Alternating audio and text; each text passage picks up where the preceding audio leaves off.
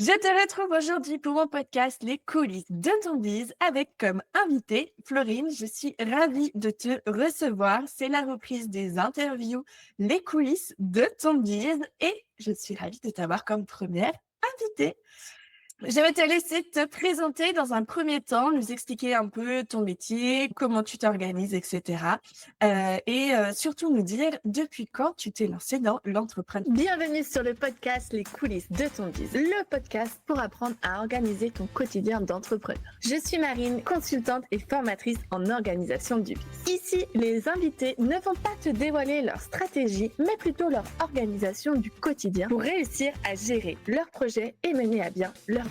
Parce qu'on ne se lance pas tous dans l'entrepreneuriat au même stade de notre vie, parce qu'on n'a pas tous le même cadre de vie non plus, et surtout parce que personne n'est pareil, il existe de nombreuses façons de s'organiser. Tu vas retrouver dans ces interviews des trucs et astuces pour organiser ton quotidien d'entrepreneur et bien plus encore. Alors prépare-toi un thé ou mets tes écouteurs pour faire ton sport et je te souhaite une bonne écoute. Bonjour à tous, moi c'est Florine, j'ai 29 ans, j'habite en Belgique, vous allez peut-être l'entendre à mon accent, désolée si c'est le cas.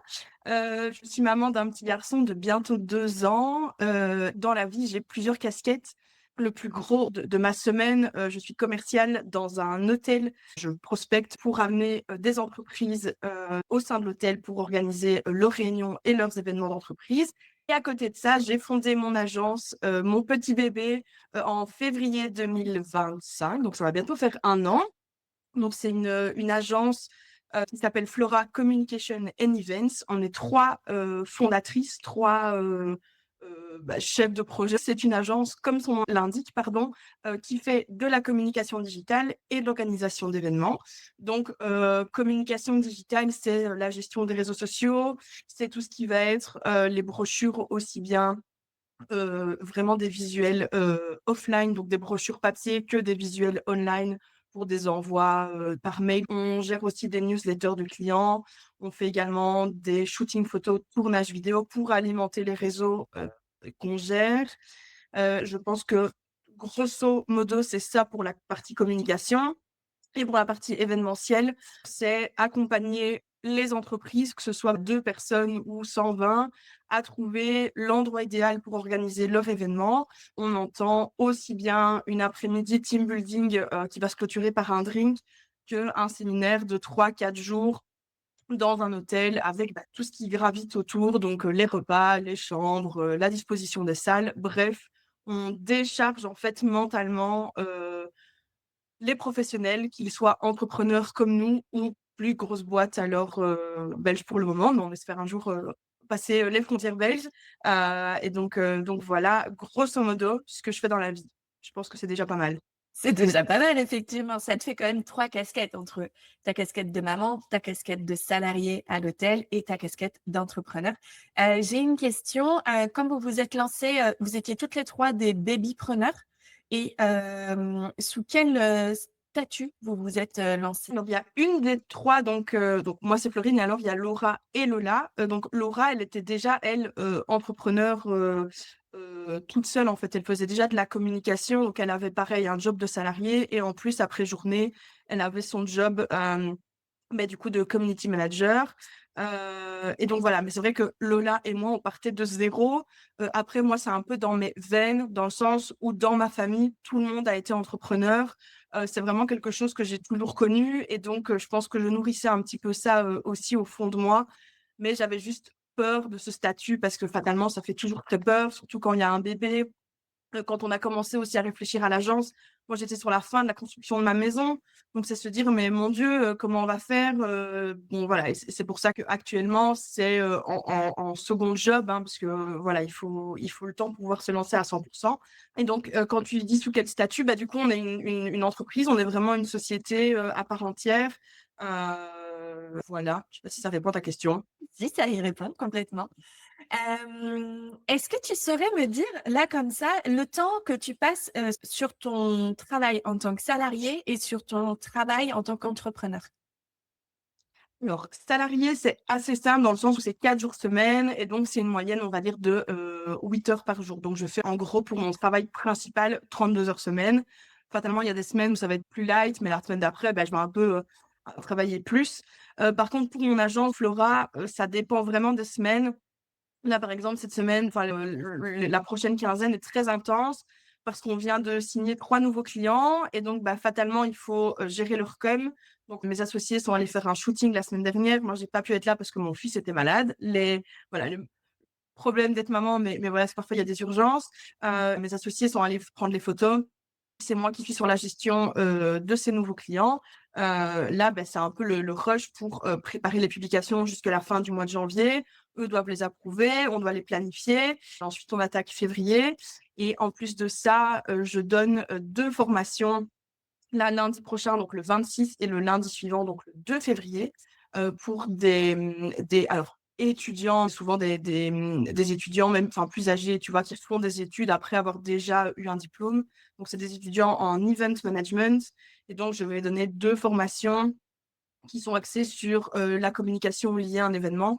Bref, j'ai tout ça à préparer. Là, c'est assez intense, mais sinon, il y a des semaines où ça va être plus cool et donc je vais pouvoir me permettre de travailler 1 heure ou 2 le soir, voilà, pour trier mes mails, pour être sûr qu'il n'y ait pas d'urgence, pour faire les routines d'engagement LinkedIn, par exemple, de nos clients, ce genre de choses.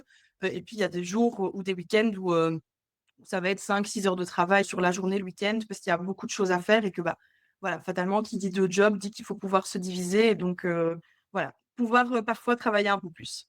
Et du coup, ça peut t'arriver d'avoir, 2 semaines en une, d'un point de vue, charge de travail? Oui, surtout si on ajoute à ça le petit bout, qui ajoute fatalement du travail parce que c'est vrai que c'est un peu le désavantage d'être maman. Quand je quitte mon job principal, je peux pas rentrer chez moi et me dire: «Je travaille tout de suite, pour moi» parce que, bah, voilà, mon conjoint a un travail qui lui prend beaucoup de temps aussi et donc quand je rentre à la maison, c'est gérer le petit avec le repas, avec le bain et puis, bah, nous, on mange seulement quand lui est au lit. Donc c'est vrai qu'en général, je me mets à travailler, il est, 21h-21h30. Donc voilà, c'est vrai que ça ajoute, bah, pas mal de fatigue aussi, mais voilà, je peux lever le pied le week-end et j'ai un conjoint qui est un énorme soutien et qui du coup, le week-end me laisse dormir et lui s'occupe plutôt alors de notre fils. C'est une grande chance que j'ai aussi, parce que parfois, oui, bah, hier, je suis allée me coucher, il était 00:30 parce que le temps de finir tout ce que j'avais à faire, bah, voilà, il y a pas de secret, je suis pas magicienne et donc je fais au plus vite. Heureusement, je suis efficace le soir, ça, c'est un avantage, mais oui, en effet, c'est quand même beaucoup de travail. Ouais, déjà quand tu sais quelle est ta partie de la journée où tu es la plus efficace. Moi clairement là, quand je t'entends me dire, «J'ai terminé à 00:30», ah mon Dieu, j'en suis fatiguée rien que d'y penser. Parce que moi je suis, contrairement à toi, de la team matin. C'est-à-dire que moi, tu vois, je serais plus dans l'optique de me lever à 4:30, 5:00, pour aller bosser, sur le projet que j'ai pas terminé la veille au soir, tu vois? Mais, me coucher à 00:30 parce qu'il faut que je termine quelque chose, ça a dû m'arriver, mais vraiment, c'est très, très rare. Faut que je sois, courte, courte, courte niveau timing pour le faire. Mais, c'est vrai que si toi, tu as cette capacité, de pouvoir travailler le soir, bien à toi d'en profiter pour te reposer le matin, ce qui est, complètement compréhensible parce que comme tu dis, on n'est pas des machines. On a toujours un moment donné où il faut qu'on se repose et c'est important, comme tu le fais, tu vois, de trouver des moments vraiment off, de pouvoir te décharger aussi, sur la partie, maman et de pouvoir avoir du temps pour toi. C'est vraiment quelque chose qui est hyper, hyper important, je trouve, quand on est, entrepreneur. Même quand on n'est pas entrepreneur, mais vraiment quand on est entrepreneur, en plus comme toi, tu as un job salarié à côté, bravo. Je n'ai que ça à dire. Bravo. Merci.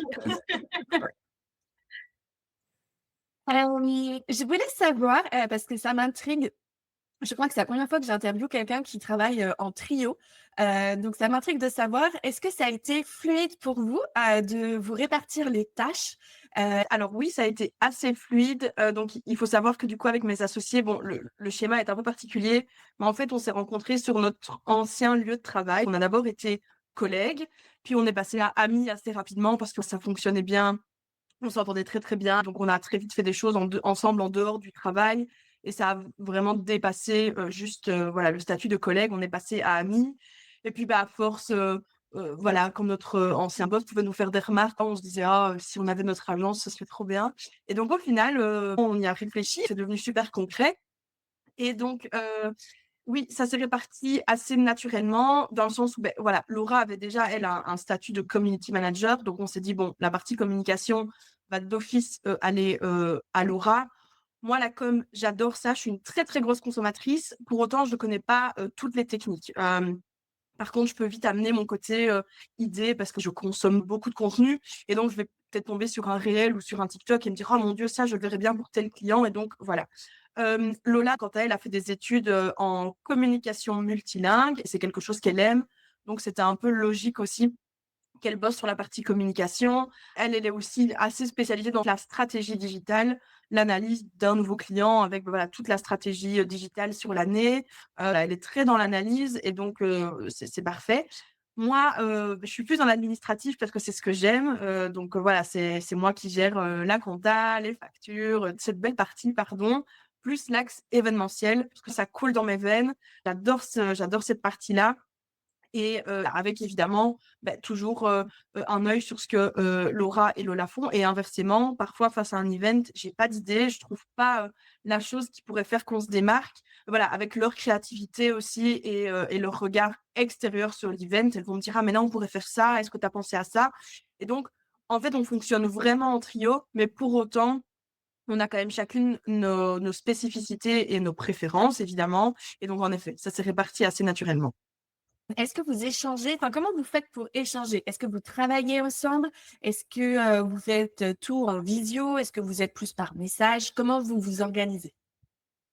Alors, on a un groupe WhatsApp où il y a des centaines de messages par jour. Lola n'est pas très, OK avec ça parce que parfois elle se dit: «Non, mais les filles, il y en a beaucoup trop». Principalement, c'est WhatsApp. On a, chacune, en fait, nos clients, ce qui est plus simple aussi pour éviter de se perdre. Donc voilà, quand c'est client, c'est vraiment gestion de A à Z. Donc voilà, avec les nouveaux clients qu'on vient de signer, c'est moi qui ai, rédigé le mood board, donc avec les inspirations pour les photos, vidéos, parce qu'après, vu que c'est moi qui rédige les posts, c'est logique que je parte d'une première idée que j'avais pour après vraiment mettre ça en action. Hem et donc principalement, on a chacune nos projets, mais sinon oui, c'est quand même beaucoup WhatsApp. On essaie quand même de se faire, allez, une réunion, on avait dit une fois par semaine, on n'y arrive pas, mais une réunion une fois par mois pour faire le point sur les clients en cours, s'il y a des choses qui bloquent. Et puis alors on travaille énormément, enfin on travaille qu'avec Notion, en fait, c'est vraiment notre QG, donc on travaille qu'avec ça et donc on a des to-do qui sont partagés, on a chacune notre page.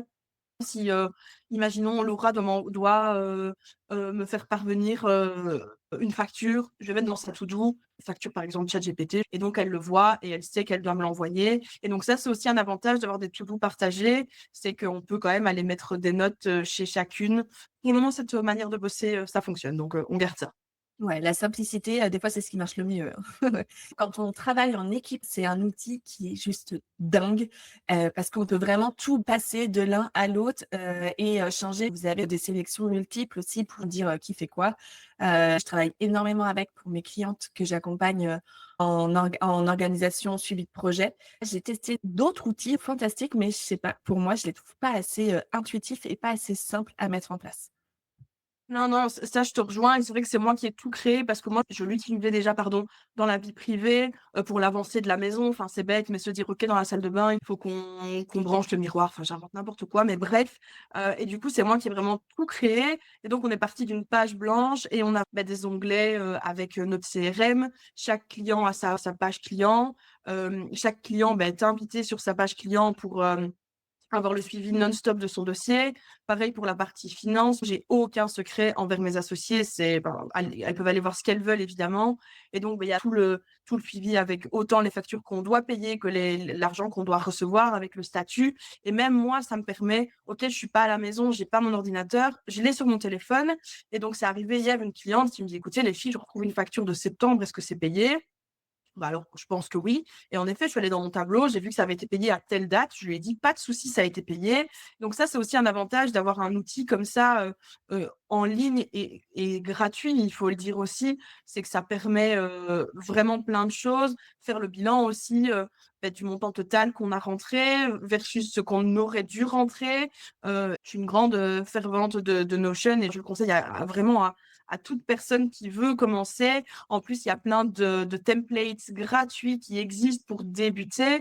Voilà, nous, on a commencé avec un truc très basique et à force de recherche, on crée des automatismes avec des boutons et un gain de temps énorme et consultable à tout moment par Complètement. J'allais te demander si tu étais en version payante ou gratuite, mais tu nous as déjà répondu. pour le moment gratuite. À mon avis, on va devoir passer à la payante parce que quand on a plus de X personnes avec qui partager des pages, ça devient payant. Donc il faut qu'on se penche là-dessus, mais pour le moment, c'est gratuit, donc on en profite. Comment tu vois l'avenir? Est-ce que tu imagines, rester, avec ce trio, développer votre business, lâcher ton boulot de salarié? Comment tu vois ça? Alors, dans un futur proche, bah, voilà, vu que l'agence est encore assez jeune, on peut pas se permettre d'être toutes les 3 à 100 sur l'agence. Mais, l'idée, c'est quand même qu'un jour, j'abandonne tout poste de salarié pour être à 100 dédiée à Flora, à notre agence, la faire grandir.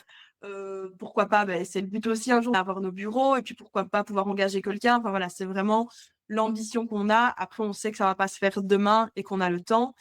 Pour ça, voilà, l'avantage, c'est que vu qu'on a été collègues avant d'être associés, on sait comment chacune travaille. On sait que même si on n'est pas dans le même bureau, tant que le job est fait, ça c'est aussi, ce qu'on a noté dans notre règlement. Voilà, moi je m'en moque et c'est pareil pour elle, qu'on fasse 8-16 ou que, bah, comme je te l'ai dit tout à l'heure, que moi je me dise: «Bah non, le matin, je vais aller, faire mes courses et faire mon sport et commencer à travailler à 11 heures et continuer jusque 19 heures parce que c'est l'heure à laquelle le petit rentre de la crèche», par exemple. C'était OK, tant que le boulot est fait, si j'ai des urgences à 8 heures, je dois les traiter. Mais si c'est une journée de travail normale et qu'il y a pas d'urgence et que moi je préfère travailler comme ça, c'est complètement OK pour nous. On l'a acté dans notre règlement. Pareil, Lola adore la course à pied. Si elle se dit un temps de midi, bah, je prends un temps de midi de 2 heures, je vais courir 1 heure et demie. Libre à toi. Vraiment, pour ça, voilà. J'ai oublié la question de base. Ah oui, quelle était ma vision sur le long terme, pardon. Et donc, voilà, un jour quand même quitter, ce statut de salarié pour passer vraiment 100 entrepreneur. Génial, j'ai hâte de suivre tes aventures. Ça va être trop génial. Est-ce que tu aurais un conseil organisation, pour les personnes qui nous écoutent et qui, sont entrepreneurs, qu'elles soient solo ou en duo ou trio comme toi? Est-ce que tu as un conseil en particulier à donner? Alors moi, ce qui me sauve la vie, littéralement, c'est mon téléphone avec mon agenda, avec tout dessus. C'est vraiment ma bible. Je crois que si je perds mon téléphone, je perds mon cerveau, parce que, bah, avec ces multiples casquettes, fatalement, je n'ai pas le choix que de tout noter et donc vraiment tout, les rendez-vous pro, les rendez-vous privés. Je fonctionne aussi avec des codes couleurs. Donc j'ai aussi un agenda, un magnifique agenda papier que j'aime d'amour. Et donc là, c'est pareil puisque j'ai un petit souci de synchronisation avec mon agenda du boulot de salarié et donc tout ne se centralise pas dans mon agenda, Apple, ce qui me fait perdre un temps fou. Donc j'ai réinvesti dans un agenda papier et donc c'est vraiment, m'organiser, donc tout noter, pour ne rien oublier. Je fonctionne énormément avec des to-do list aussi, qu'elles soient papier ou téléphone. Voilà, si je suis en voiture et je pense à quelque chose, bah, je dis à mon meilleur ami Siri de me rappeler, que je dois faire ça tel jour. Mais c'est vraiment, noter, noter tout ce qu'on peut pour ne pas se laisser submerger. Il faut aussi considérer, je pense, le timing de chaque tâche. Par exemple, si je dois retoucher 200 photos, je peux pas me dire: «OK, en 1 heure, c'est bouclé», c'est impossible. Mmh. Alors je préfère me mettre 3 heures, quitte à le finir en 2 heures et demie et c'est un petit challenge et c'est bien, mais ne pas me dire: «OK, aujourd'hui, je vais, retoucher 200 photos, je vais faire toutes les publications LinkedIn pour, les 6 mois à venir», c'est pas possible. Et donc on se met une charge mentale énorme, ça ne sert à rien. Il vaut mieux découper le travail et fonctionner par bloc horaire et se dire: «Bah, voilà, je travaille 2 heures, je fais une pause d'1/4 d'heure». Il faut être réaliste, entre le temps qu'on consacre à une tâche et le temps que ça nous demande réellement. Moi, ce que je conseille, toujours et je le dis, plusieurs fois dans l'année dans ma communication, si c'est quelque chose que tu n'as jamais fait, ajoute déjà au moins 1 heure. Si tu as prévu 2 heures, pars sur 3. Clairement, 1 tiers de plus, ce sera pas négatif et comme tu le dis, au mieux, bah, tu as fini plus tôt et tu en profites pour aller faire une pause, pour aller dehors, pour aller ou pour avancer sur un autre projet si tu as encore, du jus dans le cerveau, tu vois? Mais toujours prendre des marges de manœuvre. Ce que je conseille, moi, souvent aussi, tu vois, c'est quand tu fais ton planning à la semaine, d'avoir minimum une matinée ou une après-midi tampon.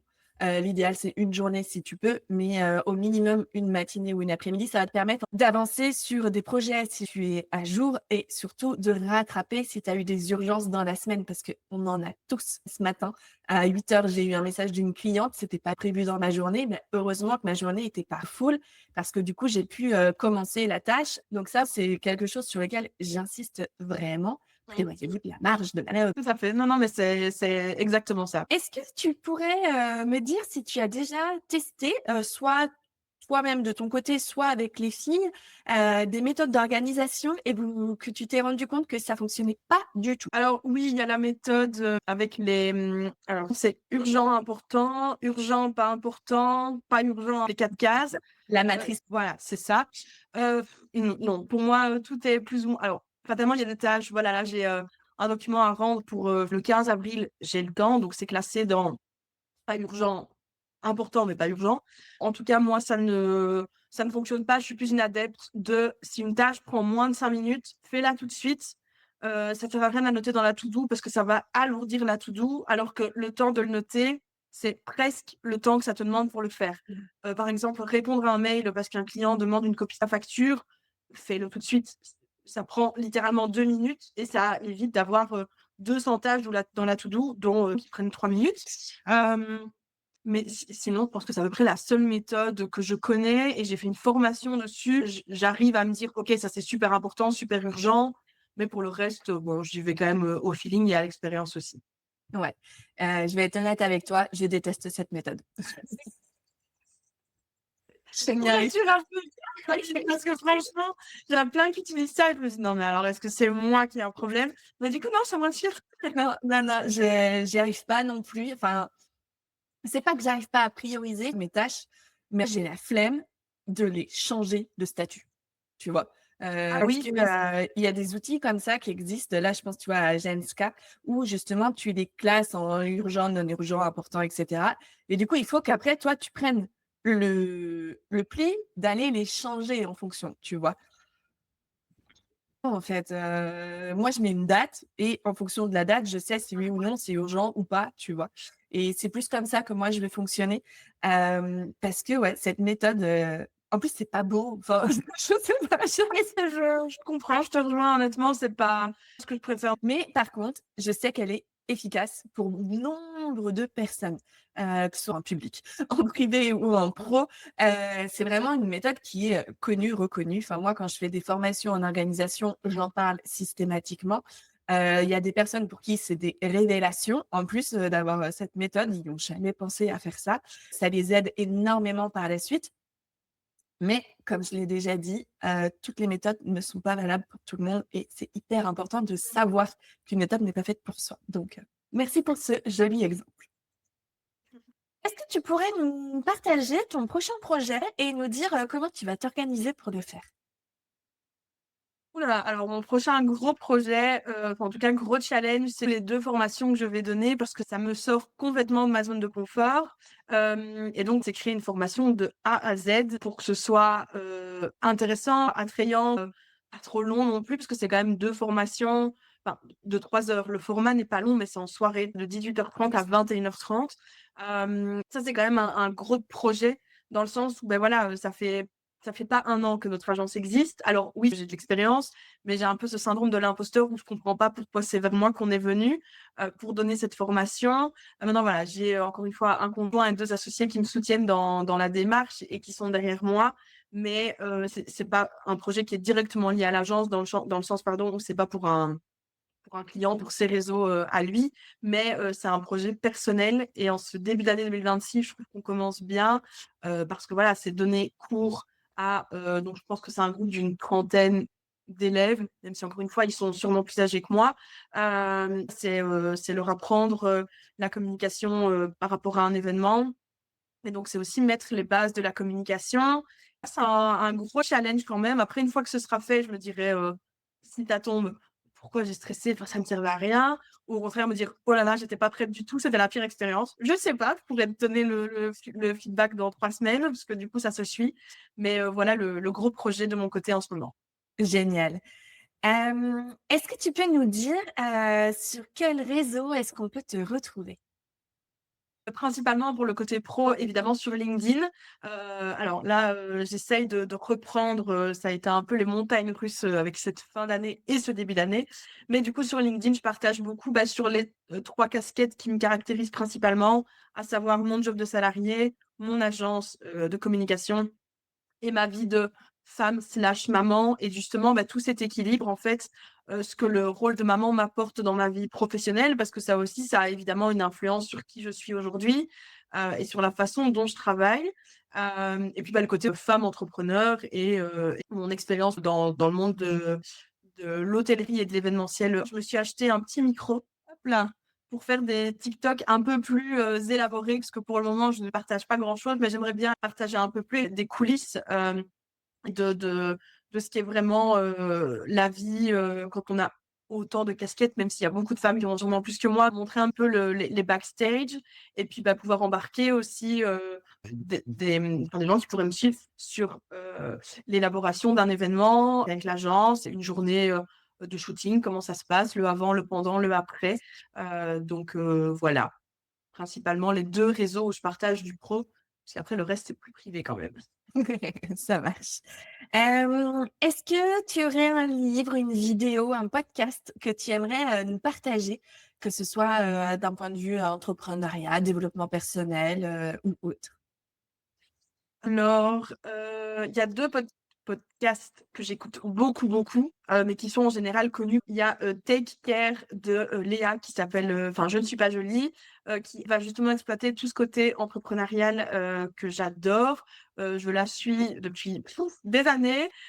J'ai vraiment suivi tout son parcours et tout ce qu'elle a mis en place. Je trouve ça super inspirant. Elle partage son expérience, surtout qu'elle a commencé très, très jeune, donc elle a aussi beaucoup de recul fatalement.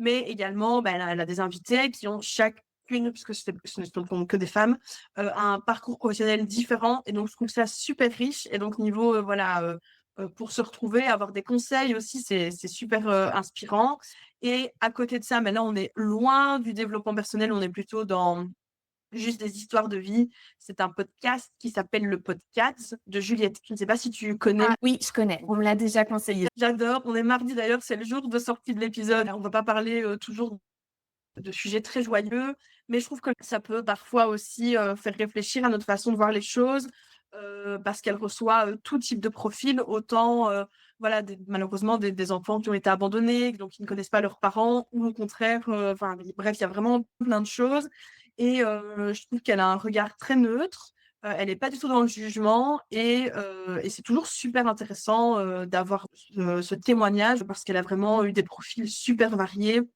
donc je trouve ça super intéressant. Génial. Ma dernière question, c'est qui est-ce que tu aimerais entendre ici, et pourquoi? Ah écoute, moi, je serais curieuse d'avoir une de mes associées pour avoir, tu vois, aussi leur vision des choses, du travail en équipe, voir si, elle le voit comme moi. Après, je t'avoue que j'ai pas énormément d'idées. Hem, Est-ce que cette réponse te va ou tu préférerais que je cite quelqu'un, Bah, très bien. OK, OK, ça va. C'était pour pas être que centré sur nous, mais c'est parce que je t'avoue que j'ai réfléchi à ça même en off du coup et j'ai pas spécialement d'idées, parce que je trouve que les podcasts que tu as déjà faits, sont super intéressants. Il y a déjà eu pas mal de parcours différents et cetera et de profils différents. J'ai pas un nom qui me vient en tête tout de suite. Ça marche, ça me va parfaitement d'avoir la liste de tes associés. On est arrivé à la fin de ma liste de questions, ma chère Florine. Ça a été un plaisir pour moi d'échanger avec toi et de découvrir comment tu t'organisais avec toutes tes casquettes. Si cet épisode t'a plu, pense à le liker et surtout à t'abonner et à nous suivre sur nos différents réseaux. À très vite pour de nouvelles aventures. À bientôt!